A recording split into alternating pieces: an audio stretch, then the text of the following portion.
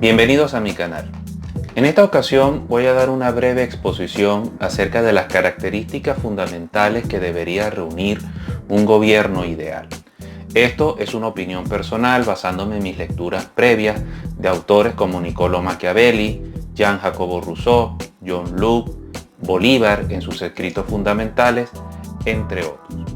Pero antes de comenzar los invito a suscribirse a mi canal y activar las notificaciones para que estén al tanto de los nuevos trabajos que publico. También pueden visitarme en Facebook, Twitter e Instagram. Abajo en la descripción les voy a dejar los links para que puedan ir a ver. Sin más preámbulos, empecemos.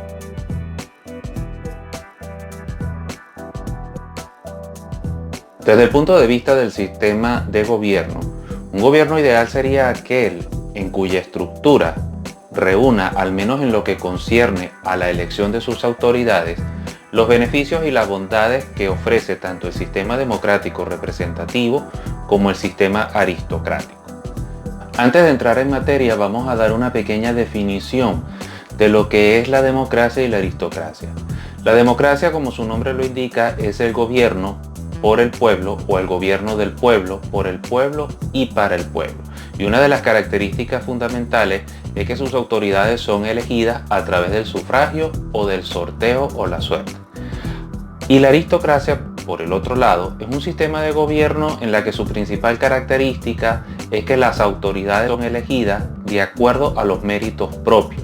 Es decir, siempre se elige para asumir los asuntos del Estado personas con capacidades tanto profesionales como académicas para desempeñar posiciones de poder y de gran responsabilidad.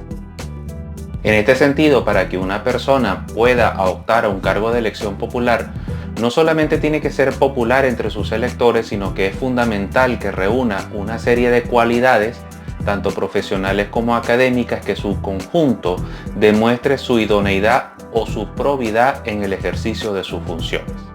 Todo esto, claro está, con la intención de impedir que personas que no tienen la capacidad para asumir posiciones de poder lo hagan, sobre todo cuando dicha posición de poder engendra una responsabilidad que puede poner en peligro el interés general y el bien común.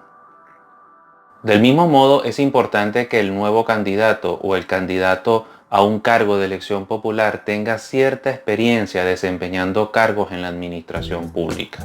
Eso le da, por supuesto, una serie de plus o una serie de cualidades que le permita saber qué se debe hacer en situaciones que la administración pública así lo admerite. No necesariamente debe asumir cargos específicamente dentro de la administración pública, pero que sí haya desempeñado cargos administrativos en otros ambientes, al menos en el ambiente empresarial o en el ambiente privado. Por otro lado, también sería importante dentro de un gobierno ideal exigir lo que se conoce como la carrera de Estado, al mayor estilo del derecho romano republicano. En los tiempos de la Roma republicana, una persona para poder asumir el cargo de cónsul, que era una de las posiciones más elevadas, era preciso haber hecho una carrera de Estado, es decir, empezar por las posiciones mucho más bajas como los ediles, los vigilantes o los comisarios de calle, etcétera, etcétera, e ir escalando poco a poco posiciones hasta llegar a cargos más elevados como el cargo de la magistratura consular o del Senado. De manera que sería bueno replicar ese ejemplo y aplicarlo en las legislaciones actuales. Eso, al menos en teoría, garantizaría probidad e idoneidad en el candidato que va a asumir un cargo de elección popular.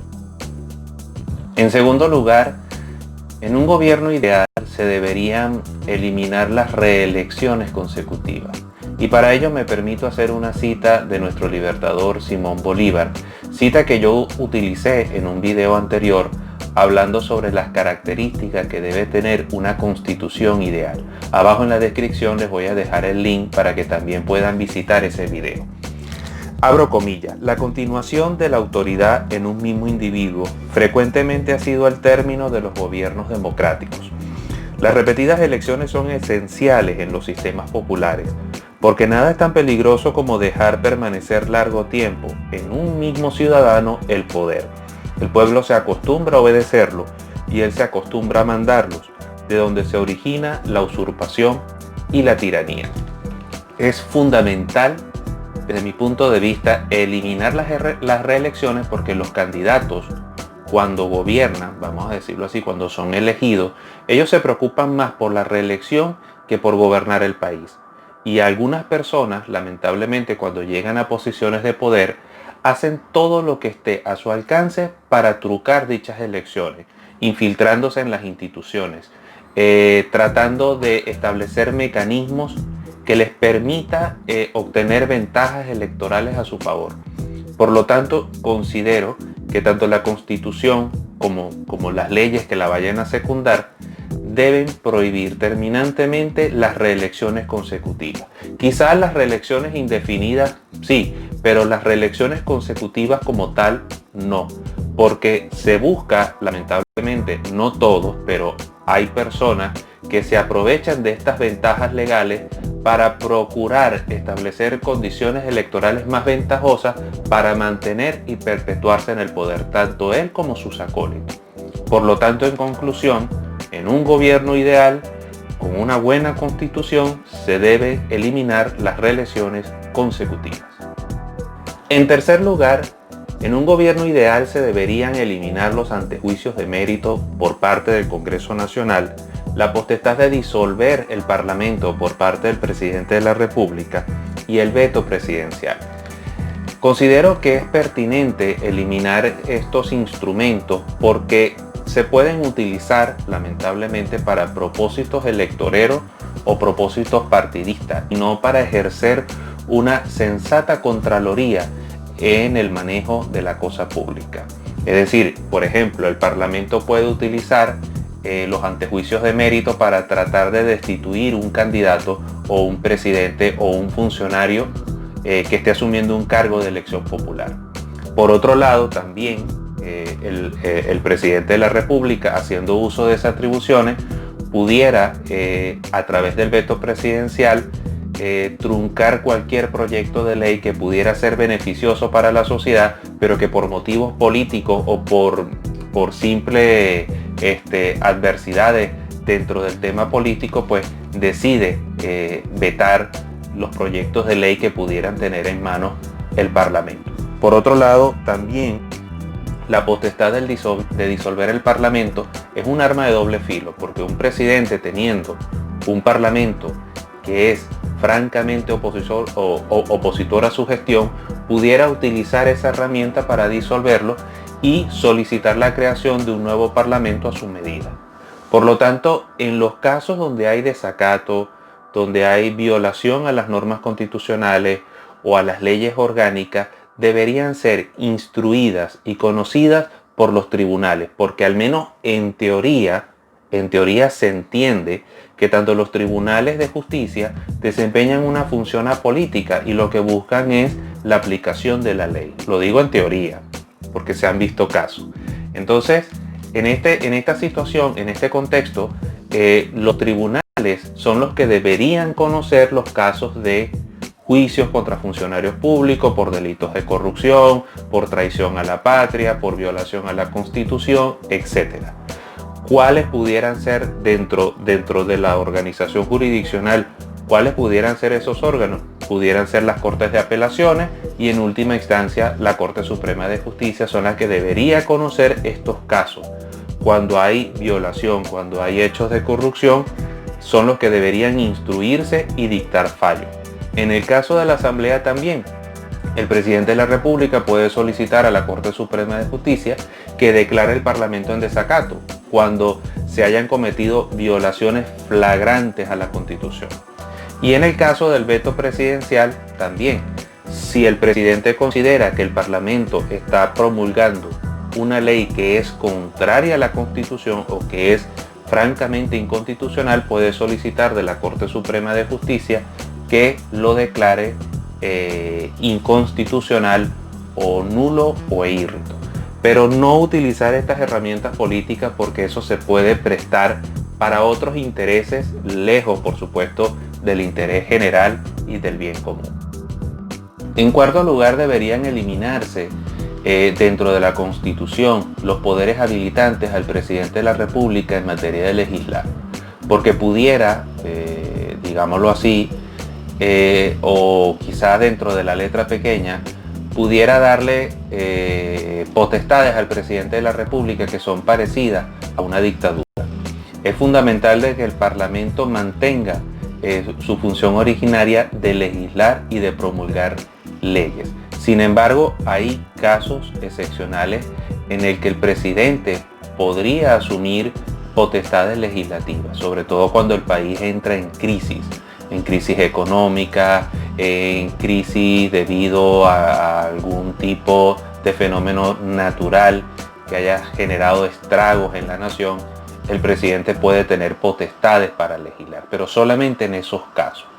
Y es fundamental que en una constitución o en el ordenamiento jurídico pues se establezca cuáles son esas condiciones por las cuales el presidente puede asumir esas potestades legislativas. Pero de lo contrario, en un principio, en ningún momento el presidente debe tener potestades legislativas, salvo de que haya una emergencia económica o una situación o un estado de sitio o una situación de emergencia nacional en la que es preciso que haya celeridad en el ejercicio de la función pública y por ende se le otorgue al presidente o al Ejecutivo Nacional en general potestades para legislar, pero de lo contrario no. Por lo tanto, ya para resumir este punto, al presidente de la República no se le debe otorgar poderes para legislar porque estaríamos, al menos en mi opinión, legalizando poderes que van más allá de sus atribuciones y pudiéramos estar encubriendo una figura de pseudo dictadura.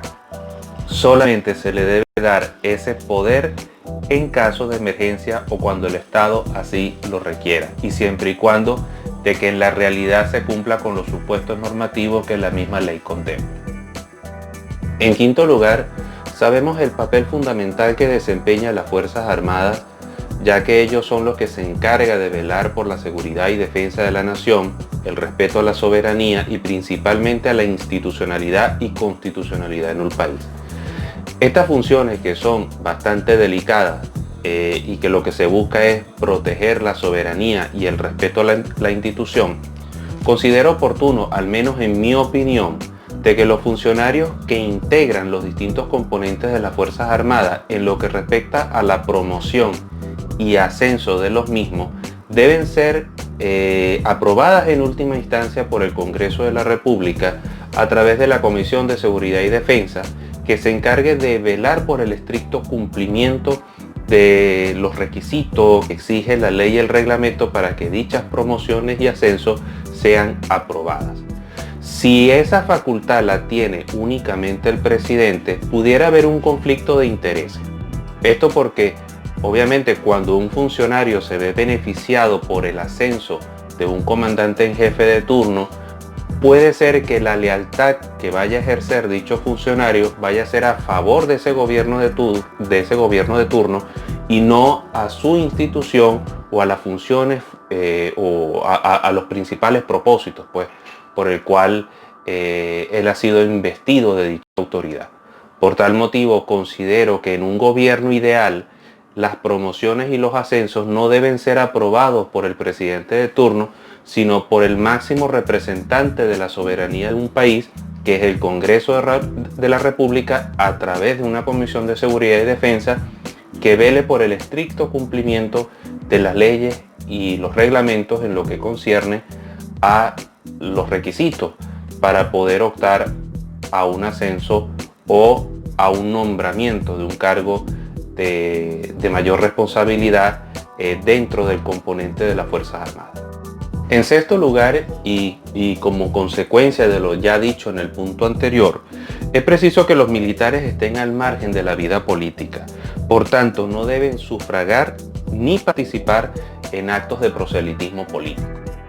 En séptimo lugar, los magistrados de la Corte Suprema de Justicia, así como el Fiscal General de la República y el Contralor, deben ser nombrados por la sociedad civil, al margen de la participación de los partidos políticos, siempre y cuando, por supuesto, que los candidatos cumplan con los requisitos de probidad y profesionalismo establecidos en la ley y en su reglamento. Sería un error, al menos en mi opinión, que sea el propio Congreso quien se encargue de nombrar un comité de postulación para elegir a los magistrados.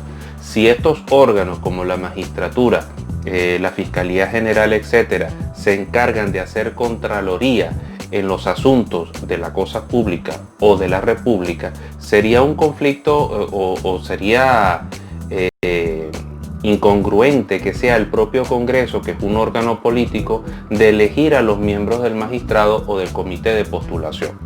Por tal motivo, para que no haya ese conflicto de intereses, en mi opinión y en un gobierno ideal, los magistrados de la Corte Suprema de Justicia, así como también el fiscal general y el contralor, deben ser elegidos por los máximos representantes de la sociedad civil, en la que involucren grupos como por ejemplo las universidades autónomas, los sindicatos empresariales, los sindicatos de los trabajadores, derechos humanos, etc. Todos ellos en su conjunto formar un comité de postulación para elegir a los candidatos y que por supuesto sean refrendados ante el Congreso, pero que no sea el Congreso en que en consecuencia elija a los magistrados, porque vuelvo y repito, sería una contradicción.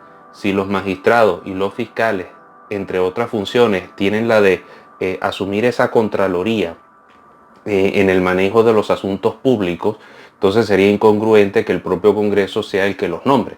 Entonces sería una contradicción. Entonces, para que haya más transparencia en el manejo de los asuntos del país, en este sentido, y concluyo ya con este punto, que es el séptimo, los miembros de la Corte Suprema de Justicia, el fiscal general y el contralor, deben ser elegidos, por supuesto, por un comité elegido por la propia sociedad civil. En vista de que este video se está haciendo demasiado largo, vamos a hacer una segunda parte de esta temática sobre qué sería un gobierno ideal. En el segundo segmento vamos a hablar sobre cómo sería un gobierno ideal, pero en materia económica, monetaria y financiera, así como también cómo sería un gobierno ideal manejando asuntos tan importantes como la educación, la salud y por supuesto el sistema previsorio para los ciudadanos. Espero que les haya gustado este video y si es así, no olviden darle pulgar arriba y compartirlo. La verdad que eso me ayudaría muchísimo. Gracias por su generosa atención y nos vemos en próximos trabajos. Un saludo cordial y hasta pronto.